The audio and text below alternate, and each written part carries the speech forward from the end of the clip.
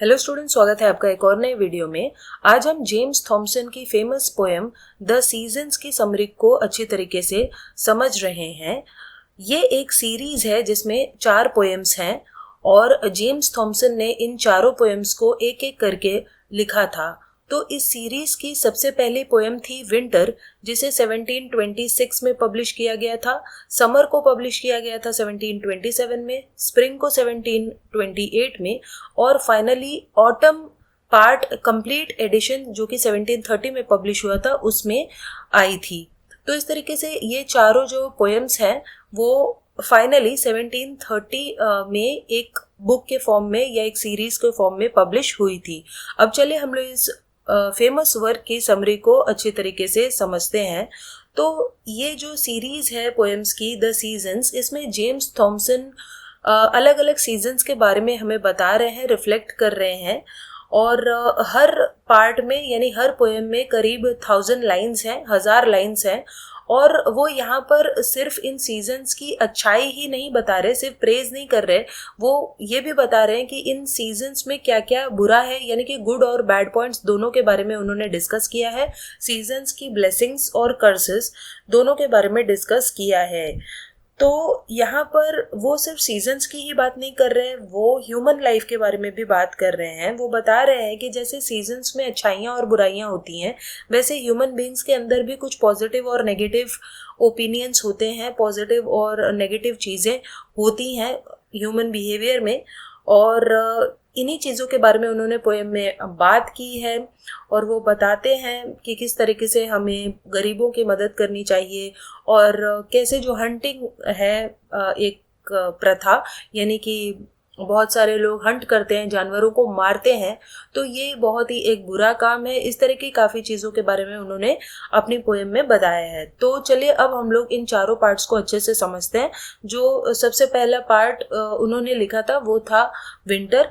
तो विंटर के बारे में वो कहते हुए बताते हैं कि विंटर में बहुत सारे तूफान आते हैं, स्टॉर्म्स आते हैं। और ये जो तूफान है वो अपने साथ डैमेज लेकर आते हैं, यानी जो क्रॉप्स वगैरह हैं, चीज़ें डिस्ट्रॉय हो जाती हैं। और जो स्काई है, आसमान है विंटर का यानी ठंडी का, वो ग्रिम दिखाई देता है, यानी काफ़ी अंधेरा रहता है आसमान में। और ये जो अंधेरा है, इवनिंग की स्काई है, वो एक प्रतीक है लोगों के मन में जो एक अनसर्टेनिटी आ जाती है कि पता नहीं क्या होगा। ये जो एक अनसर्टेनिटी है उसको ये इवनिंग की स्काई विंटर की दर्शाती है। तो जो लोग हैं वो अपनी सोल में यानी अपनी आत्मा के ज़रिए वो अपने जीवन में एक सर्टेनिटी चाहते हैं, पीस चाहते हैं, शांति चाहते हैं। लेकिन कभी कभी उनके जीवन में उथल पुथल मच जाती है, अशांति हो जाती है। तो विंटर जो है और विंटर की स्काई जो है उसी अशांति का प्रतीक है। Winter's relentless brutality will inevitably and invariably give way to the glorious mourn.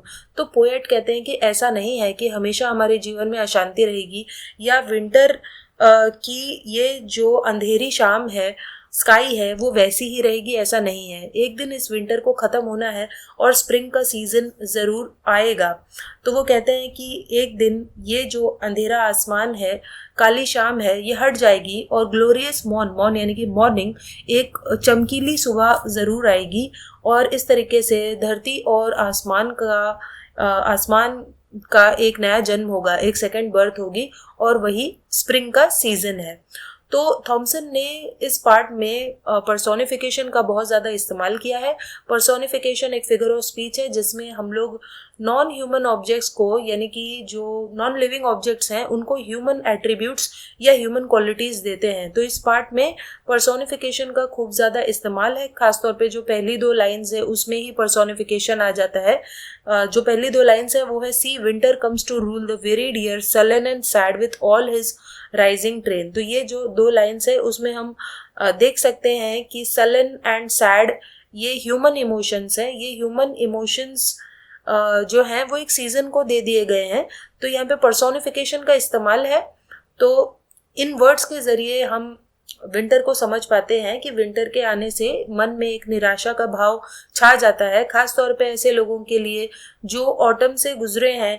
और ऑटम का जो सीज़न है उसमें उन्हें थोड़ा सा ऑर्डर देखने को मिला, लोगों को डिसिप्लिन देखने को मिला। लेकिन अब विंटर आने की वजह से उन्हें ऐसा लग रहा है कि डिसिप्लिन खत्म हो गया है, ऑर्डर खत्म हो गया है, क्योंकि विंटर जो है अपने साथ तूफान लाता है। तो लोगों के मन में भी तूफान होने लगता है।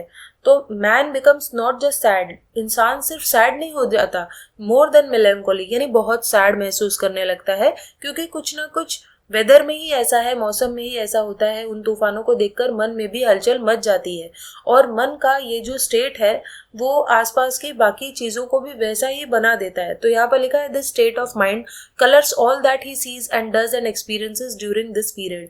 इस मौसम में हम जो भी कुछ देखते हैं विंटर के मौसम में, वैसा ही हमें अपने अंदर महसूस होने लगता है, और वैसा ही हम हर जगह देखने लगते हैं और एक्सपीरियंस करने लगते हैं।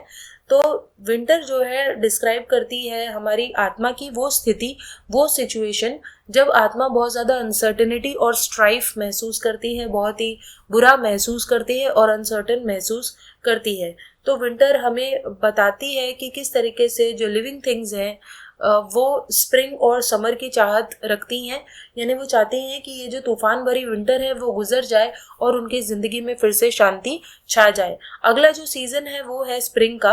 तो जैसे विंटर निकल जाती है, जेंटल स्प्रिंग आ जाती है, शांत स्प्रिंग आ जाती है, और वो काफ़ी एक हल्केपन के साथ आती है, माइल्डनेस के साथ आती है, और अपने साथ ऐसी हवाएं लाती हैं जो टिपिड हैं, यानी ना तो ज़्यादा गर्म है और ना ही ज़्यादा ठंडी हैं, यानी कि बहुत ही माइल्ड हैं, अच्छी हवाएं हैं, और लोग बेहतर महसूस करने लगते हैं, क्योंकि ये स्प्रिंग बहुत ही सॉफ्ट होती है और लोग खुश हो जाते हैं, जॉयस हो जाते हैं। ना केवल लोग बल्कि एनिमल्स भी बहुत ज़्यादा खुश हो जाते हैं, और लोग अपने अपने क्रॉप्स को बोने के लिए तैयार हो जाते हैं, सोइंग करने के लिए तैयार हो जाते हैं। खासतौर पर ब्रिटेन की जो मिट्टी है वो काफ़ी फर्टाइल है, और इसीलिए लोगों को पूरा एक फ़ायदा उठाना चाहिए, एडवांटेज उठाना चाहिए नेचर की इन ब्लेसिंग्स का, बेटर ब्लेसिंग्स का। नेचर ने जो हमें इतनी अच्छी मिट्टी दी है उसका हमें फ़ायदा उठाकर खूब सारी चीज़ों को उगाना चाहिए, ऐसा थॉमसन कहते हैं। तो हर चीज़ हरी हो जाती है, और जो हवाएं हैं, ब्रीजेस हैं, उनमें एक फ्रैग्रेंस यानी कि एक खुशबू फैल जाती है। लेकिन सारी स्प्रिंग अच्छी नहीं है, ऐसा थॉमसन कहते हैं कि स्प्रिंग अपने साथ अच्छाइयाँ तो ला रही है, वो कुछ बुराइयाँ भी लाती है। तो वो बस प्लेजेंट और लवली नहीं है, उसके साथ कुछ बुराइयां भी आती हैं, जैसे हर जगह पर फॉग हो जाता है, धुंध छा जाती है, मिस्ट छा जाती है, और कीड़े मकोड़े आ जाते हैं जिनसे कि बीमारियां फैलने लगती हैं, और कभी कभी कोई तूफान भी उठने लगते हैं। लेकिन ये जो तूफान है वो धरती पर फर्टिलिटी लेकर आते हैं, धरती और ज़्यादा फर्टाइल बन जाती है, और उसकी वजह से यूनिवर्सल बाउंटी, यानी कि हर जगह खूब ज़्यादा प्रोडक्शन होता है, खूब ज़्यादा सब्जी फल उगने लगते हैं। तो स्प्रिंग एक ऐसा समय है, क्लाउड्स ऑफ बर्ड्स, यानी हर जगह चिड़िया वगैरह दिखाई देती हैं। तो ये वसंत ऋतु बहुत ही ज़्यादा अपने साथ हरियाली लेकर आती है, वेजिटेशन, प्रोफ्यूजली वाइल्ड वेजिटेशन, यानी हर जगह हरा भरा हो जाता है, हरियाली छा जाती है, ऐसी ये वसंत ऋतु होती है। तो स्प्रिंग जो है यहाँ पर एक मेटाफर है, एक सिंबल है स्प्रिंग गोल्डन एज का, यानी दुनिया में जब एक गोल्डन एज थी, जब हर जगह हरियाली थी, अच्छाइयाँ थी, हार्मोनियस नेचर, यानी सभी लोग शांति से रहते थे, रिप्लीट विथ ब्लिस, ब्लिस का मतलब होता है हैप्पीनेस, खुशियाँ, हर जगह खुशियाँ थी। लेकिन अब वो दिन जा चुके हैं, ऐसा थॉमसन कह रहे हैं। अब वो गोल्डन एज नहीं रही, और इंसान के दिमाग ने अपनी शांति को खो दिया है, और अपनी हैप्पीनेस यानी सुख को भी खो दिया है, और अब हर जगह डिसऑर्डर है, यानी अशांति फैल गई है। और ये जो ऑर्डर है, डिसिप्लिन है, हार्मनी है, शांति है, ये सब खत्म हो चुके हैं, और लोग बुरे बन चुके हैं, इसीलिए हर जगह अशांति है, और लोग उन्हीं जानवरों को मार कर खा रहे हैं, वो जानवर जो उनकी मदद करते हैं। इसके बाद जो अगला सीजन उन्होंने बताया है वो है समर। तो समर जो है वो सन के बारे में है, कि समर के मौसम में बहुत ज़्यादा सनलाइट हो जाती है, हर जगह गर्मी बढ़ जाती है, तो पावर ऑफ सन को समर दिखाती है। Life and light abound under the sun with its exhaustless brightness. तो लाइफ और लाइट जो है वो एग्जॉस्टलेस ब्राइटनेस, यानी जो सूरज है वो बहुत ही ज़्यादा ब्राइट है, तो हर चीज़ एकदम ब्राइट दिखाई देने लगती है, हर जगह गर्मी फैल जाती है सूरज की वजह से, और ह्यूमंस को खूब ज़्यादा काम करना चाहिए ताकि वो खूब ज़्यादा प्रोडक्शन कर सके, अपनी ज़मीन के ज़रिए फ्रूटफुलनेस ला सके। The poet speculates that some of that summer brightness goes down deep into the earth creating the brilliant gems that come to life in the light. तो पोएट कहते हैं कि सूरज की यही गर्मी, यही जो समर की ब्राइटनेस है वो धरती के अंदर भी जाती है शायद, जिसके कारण धरती के अंदर जेम्स, डायमंड्स वगैरह बन जाते हैं। It is God light himself who has made all things as the almighty poet. तो पोएट कहते हैं कि भगवान के जरिए, यानी जो ये जो सूर्य है, सूरज है, वो एक भगवान का प्रतीक है जो इन सभी चीज़ों को बनाता है। However the heat can be overwhelming. इसके बाद वो फिर से नेगेटिव पॉइंट्स के बारे में बात करते हैं समर के, कि जो समर है वो अपने साथ इतनी लाइट और ब्राइटनेस लेकर आ रहा है, लेकिन उसके कुछ नेगेटिव पॉइंट्स भी है। समर में लोगों को बहुत ज़्यादा गर्मी लगती है, एग्जॉस्टिंग महसूस होता है लोगों के लिए। The fields are burn to the heart and in the bright severity of noon. तो इतनी ज़्यादा गर्मी हो जाती है कि जो फील्ड्स हैं, खेत खलिहान हैं, वो जलने लगते हैं। और नून यानी कि जो दोपहर है, आफ्टरनून है, उसमें तो इतनी ज़्यादा गर्मी हो जाती है, इतना ज़्यादा सीवियर हो जाता है कि लोग बाहर तक नहीं निकल पाते। और फिर अचानक से ऐसे तूफान आ जाते हैं कि लोग उसमें डर जाते हैं, टेरर फैल जाता है और बहुत से लोग इतनी गर्मी में मारे भी जाते हैं। लेकिन फिर भी लोगों को काम करते रहना होगा, क्योंकि जो ब्रिटेन है वो एक इंडस्ट्रियल नेशन है, इंडस्ट्रियों का देश है, फैक्ट्रियों का देश है। और बहुत सारे जो फेमस इंग्लिशमैन हुए हैं वहाँ पर, जिन्होंने इस तरह के स्टॉर्म्स को, यानी कि इस तरह के मौसमों को झेला है, इस तरह के तूफानों को झेला है, और उन्होंने ब्रिटेन को बेहतर बनाया है। On summer evenings people turn to philosophy as they reflect on creation and its creator.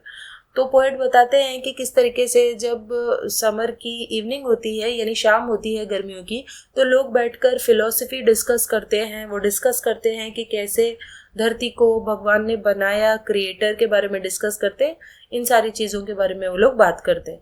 उसके बाद जो सीज़न आता है वो है ऑटम। तो अब जो पतझड़ का सीज़न है, ऑटम यानी पतझड़ का सीज़न, उसमें पोएट ऑटम की ब्यूटी को, सुंदरता की तारीफ करते हुए कहते हैं कि ऑटम हार्वेस्टिंग का सीजन है। यानी कि अब जो भी कुछ गर्मी वगैरह में और स्प्रिंग के सीजन में जो कुछ भी उगा, ऑटम के सीजन में यानी पतझड़ के सीजन में उसे काटा जाएगा, हार्वेस्टिंग की जाएगी, फलों को, सब्जियों को निकाला जाएगा। और इस तरीके से ये जो सीजन है ये है अ काम ऑफ प्लेंटी। प्लेंटी यानी कि बहुत कुछ उगता है, बहुत कुछ हार्वेस्ट किया जाता है, प्रोडक्शन भरपूर होता है, तो लोगों के अंदर एक कामनेस आ जाती है, एक शांति आ जाती है, क्योंकि खूब ज़्यादा प्रोडक्शन हुआ होता है। तो इंडस्ट्रियाँ बहुत अच्छे तरीके से चलने लगती हैं। और स्प्रिंग और समर में जो लोगों ने भरपूर काम किया है वो फाइनली फ्रूशन यानी फल उसका लोगों को मिलता है, अपने कर्म का लोगों को फल मिलता है। तो नेचर बहुत ही लैविशली यानी कि बहुत ही जेनरसली नेचर लोगों को फ्रूट्स देता है उनके काम का। तो खूब ज़्यादा प्रोडक्शन होता है, खूब ज़्यादा हार्वेस्टिंग, फ्रूट्स, वेजिटेबल्स होते हैं। Thomson turns aside briefly to exclaim over the happiness of cultivated life and society that has risen out of savagery. तो थॉमसन कहते हैं कि कैसे सेवेजरी यानी कि जब लोगों को कुछ नहीं आता था और जंगलियों की तरह लोग घूमते रहते थे, फाइनली जंगलीपन से लोग अब सिविलाइज्ड हो गए हैं, ठीक तरीके से रहना सीख गए हैं। तो ऑटम भी उसी चीज़ का प्रतीक है, जहाँ पर कुछ नहीं उगने से अब फाइनली बहुत कुछ उग रहा है और लोग बहुत कुछ हार्वेस्ट कर पाते हैं। तो ऑटम उस चीज़ का प्रतीक है। तो यहीं पर जो पोएम है उसकी समरी खत्म हो जाती है। आई होप आपको ये समझ में आई होगी। सो चले हम मिलते हैं नेक्स्ट वीडियो में, तब तक के लिए बाय।